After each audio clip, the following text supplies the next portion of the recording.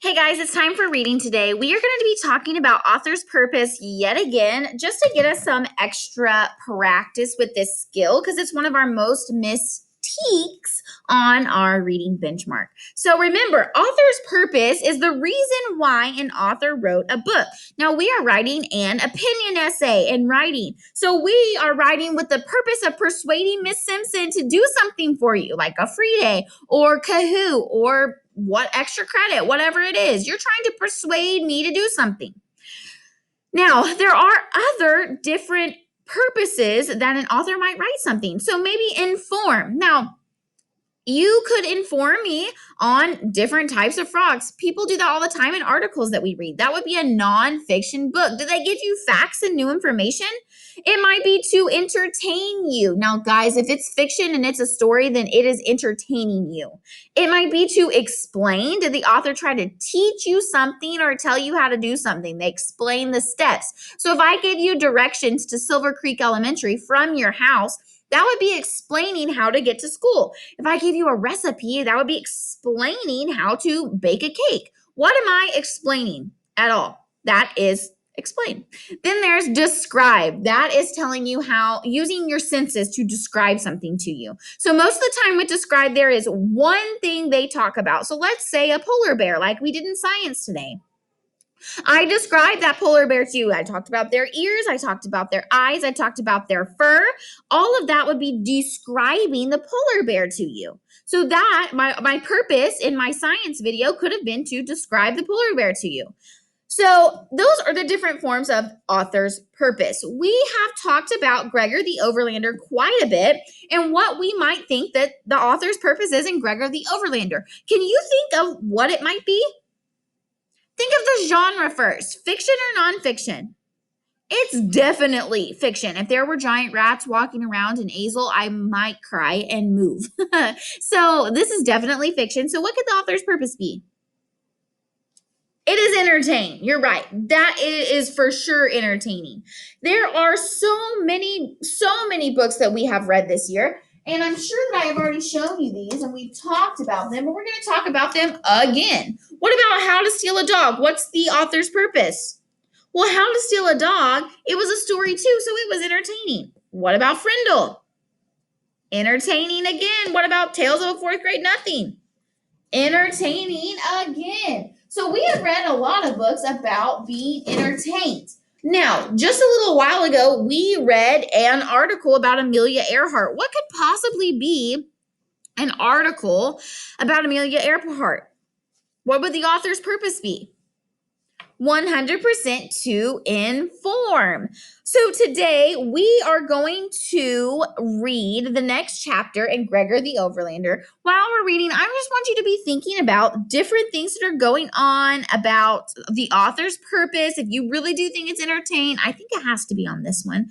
But I want you to think about the author's purpose.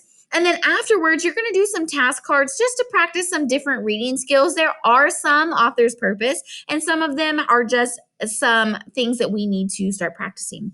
All right, let's go ahead and let's get started reading our next chapter. Now, while I'm reading, I am going to stop and ask you questions. So I do expect you to be pausing the video and thinking about whatever I told you about. So we ended yesterday during our morning meeting. We read chapter 10 because you guys did a live reading lesson with me yesterday.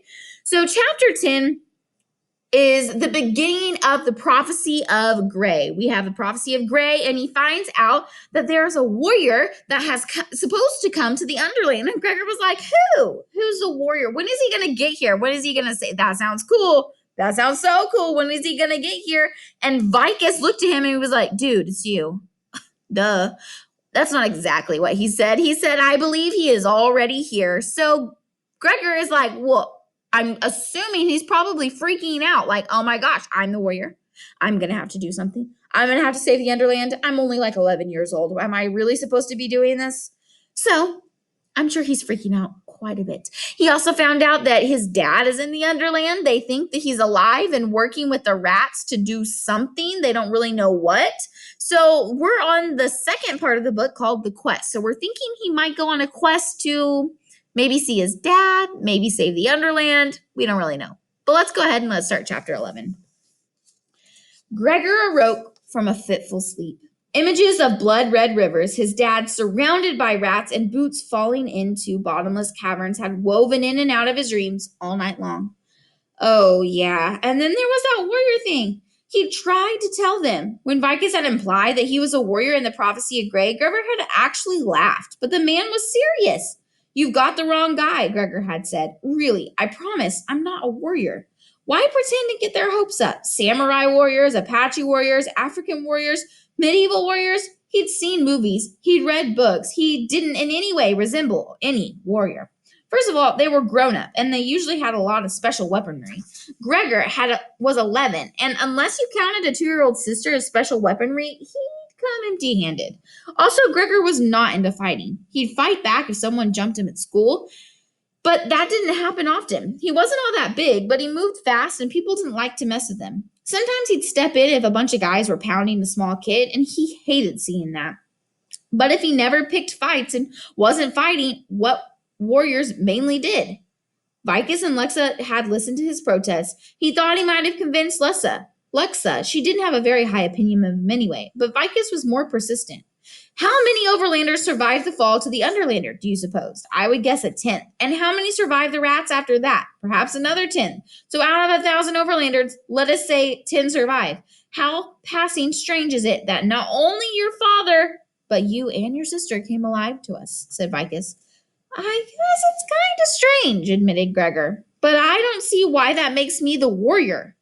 You will when you better understand the prophecy, said Vicus. Each person carries their own destiny. These walls tells of our destiny, and your destiny, Gregor, requires you to play a role in it. I don't know about this destiny thing, said Gregor. I mean, my dad and Boots and I, we all have the same laundry room and we landed somewhere pretty close to you, so I'm thinking it's more of a coincidence. I mean, I'd like to help, but you guys are probably going to have to wait a little longer for your warrior. Vicus just smiled and said they would put it before the council in the morning. This morning. Now. Despite all of his worries, and he had plenty, Gregor couldn't deny a feeling of giddy happiness that shot through him periodically. His dad was alive. Almost instantly, another wave of anxiety would rush over him. Yeah, alive, but imprisoned by rats. And still, as Grandma always said, where there's life, there's hope. Boy, wouldn't his grandma love it if she knew he was talked about in a prophecy. But of course, that wasn't him. That was some warrior guy who would hopefully make an appearance really soon and get him his dad. Or would help him get his dad free. That was his main goal now. How could he rescue his dad? The curtain pulled open and Gregor squinted at the light. Meredith stood in the doorway. The swelling in his face had gone down, but his bruises were going to be there for a while. Gregor wondered if the guard was still angry with him, but Meredith sounded calm. Gregor the Overlander, the council requests your presence, he said. If you make haste, you may wash and eat first. Okay, said Gregor. He started to rinse and rise and realized Boots' head was cradled on his arm. He eased himself up without waking her. What about Boots? She may sleep on, said Meredith. Dulcet will watch over her. Gregor bathed quickly and dressed in fresh clothes. Maris led him to a small room where a meal was laid out and then stood watch out the door. Hey, Meredith, he said, drawing the guard's attention. How is everybody? I mean, Perdita and the bats, are they okay? Perdita has woken finally. The bats will mend, said Meredith evenly. Oh, that's great, said Gregor with relief. After his father's situation, the thing pressing most on him had been the condition of the Underlanders. He wolfed down bread, butter, and a mushroom omelet. He drank hot tea made of some sort of herb, and energy seemed to pour through him. Are you ready to face the council? Asked Meredith, seeing his empty plate. All set, said Gregor, springing up. He felt better than he had since he'd reached the Underland. News of his dad, the Underlander's recovery, sleep, and food had revived him. The council, a group of a dozen older Underlanders, had gathered at a round table in a room off the high hall. Gregor saw Vicus and Sullivan, who gave him an encouraging smile. Lexa was also there, looking tired and defiant. Gregor bet she'd been chewed out for joining the rescue party last night. He was sure she hadn't acted one bit sorry. Vicus introduced the people around the table. They all had funny-sounding names that Gregor immediately forgot. The council began to ask him questions, all kinds of things, like when he was born and did he know how to swim and what he did in the overland. He couldn't figure out why a lot of this stuff was important. Did it really matter that his favorite color was green? But a couple of Underlanders were scribbling down every word he said like it was golden. After a while, the council seemed to forget he was there and they argued among themselves. He caught phrases like a son of the sun and white water runs red and knew they were talking about the prophecy. Excuse me, he finally broke in. I guess Vicus didn't tell you, but I'm not the warrior. Look, please, what I really need is for you guys to help me bring my dad home. Everyone at the table stared at him for a moment and then began to talk with greater excitement. Now he kept hearing the words, follow his call. Finally, Vicus rapped on the table for order. Members of the council, we must decide. Here sits Gregor the Overlander, who counts him the warrior of the prophecy of Gray. 10 of the 12 raised their hands. Lexa kept her hands on the table. Either she didn't think he was the warrior, or she wasn't allowed to vote. Probably both. We believe you to be the warrior, said Vicus. If you call us to help you regain your father, then we answer your call. They were going to help them. Who cared why? Okay, great, said Gregor. Whatever it takes. I mean, believe whatever you want. That's fine. We must begin the journey with all haste, said Vicus.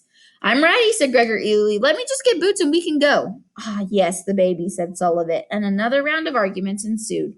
Wait, shouted Vicus. This costs much time, Gregor. We do not know that the prophecy includes your sister. What? Said Gregor. He couldn't remember the prophecy very well. He had to ask Vicus if he could get in the room and read it again. The prophecy mentions 12 beings. Only 2 are described as overlanders. You and your father fill that number, said Sullivan. The prophecy also speaks of one lost. That one may be your father, in which case Boots is the second overlander, but it may also be a rat, said Vicus. The journey will be difficult. The prophecy warns that 4 of the 12 will lose life. It may be wisest to leave Boots here. From around the table came a great mutter of assent. Gregor's head began to swim. Leave Boots? Leave her here in Regalia with the Underlanders? He couldn't do that. It wasn't that he thought they'd mistreat her, but she'd be so lonely, and what if he and his dad didn't make it back? She'd never get home. Still, he knew how vicious the rats were, and they would be hunting him to the last rat. He didn't know what to do, and he looked over the set faces and thought the Underlanders had already decided to split them up. Stay together. Wasn't that what his mom always told him when he took his sisters out? Stay together. Then he noticed Lexa was avoiding his gaze. She had intertwined her fingers on the stone table before her and was staring at them intensely. What would you do if it were your sister, Lexa? He asked, and the room got very quiet. He could tell the council didn't want to hear her opinion. I have no sister, Overlander, said Lexa.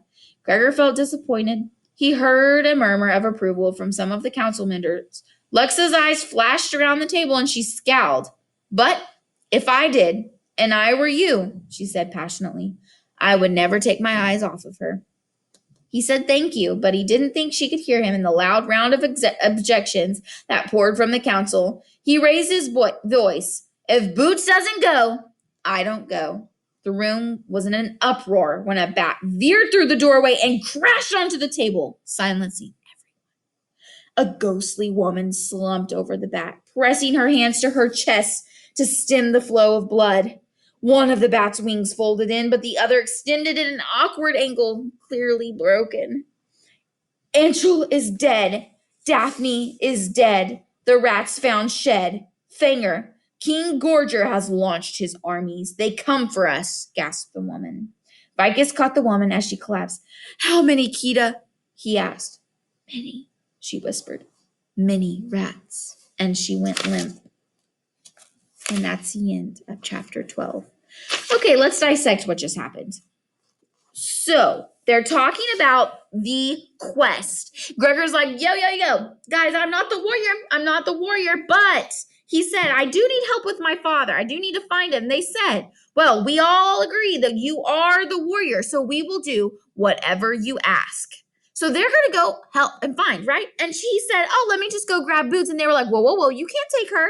The prophecy doesn't state her. We're not for sure. You should probably leave her here. And he said, nope, I am taking Boots. End of story. Lexa agrees we're going to take Boots, right? So they're taking Boots. But the council is in an uproar. They're fighting. They do not agree that Gregor should take Boots. It's a big deal. And then, boom, a bat crashes on the table. Somebody is hurt. The bat's hurt. She's bleeding, and the rats are on their way. Guys, they don't have time to make a decision. They don't have time. What is going to happen? Do you think they're going to leave? They're going to stay and fight the rats? I want you to pause the video right now and make a prediction. What is going to happen? All right, so your assignment today is posted right down below. It's some Star Wars reading task cards just to get you to practice. Some of them are author's purpose questions. Some of them are other questions that we need to continue to practice. So y'all just answer. There's about 6 of them. There's 6 of them. Just do your very best. All right, I love y'all so much. Have a great day.